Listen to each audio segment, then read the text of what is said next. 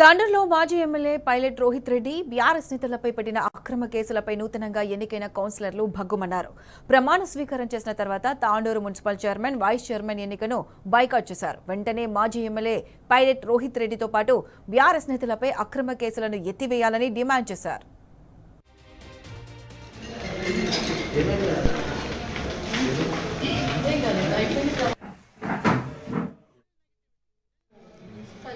Chairperson, vice chairperson elections boycott చేసి రావడం జరిగింది.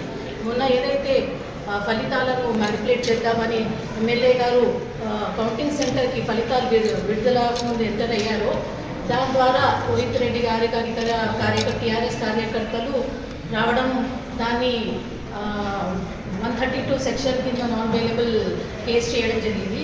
ఏదైతే రాజ్యాంగం పార్టీకే ఉన్నదా వాళ్ళు ఎంటర్ అయినప్పుడు తప్పులేంది, పోలీసులు వీళ్ళు ఎంటర్ చేయడం వల్ల అబ్జెక్షన్ తెలియజేయడంలో, అలాగే ఫలితాలు విడుదల కాకముందు మ్యానిపులేట్ చేద్దామన్న ఉద్దేశంతో రావడం జరిగింది. దాన్ని ఉద్దేశించుకొని ఈరోజు చైర్పర్సన్, వైస్ చైర్పర్సన్ని ఎలక్షన్స్